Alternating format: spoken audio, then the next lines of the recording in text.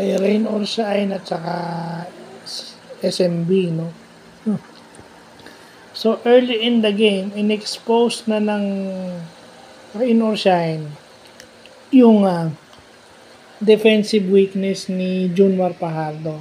Gumana naman yun, si Dion Thompson scoring first points for rain or shine. Pero, although naging potent yung SMB offensively, pero pagdating defensively, hindi sila nakabalik. Lalo na yung transition defense sila.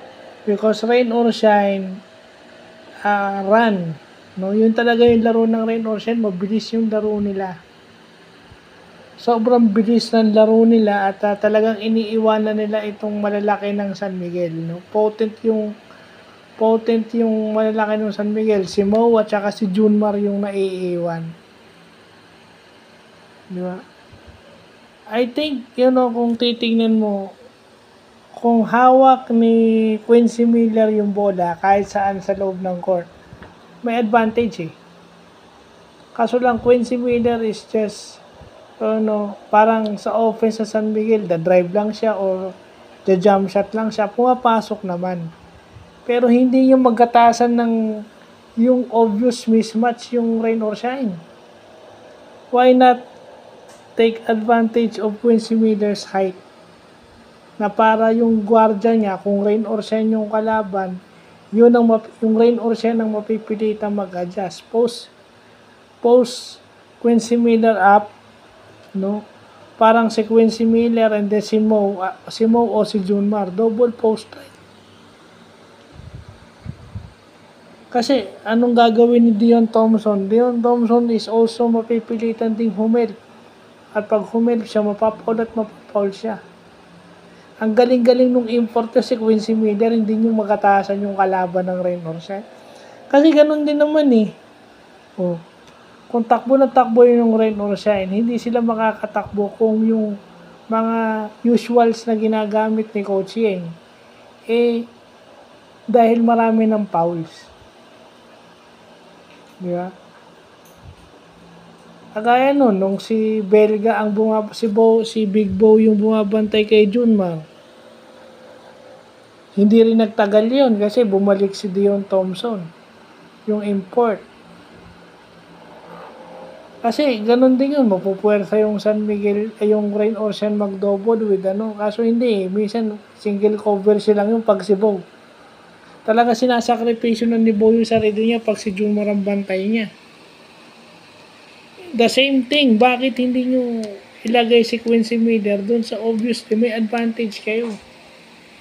Walang advantage si Quincy Miller kapag nakaharap siya sa basket dahil ang kalaban niya mga gwardiya.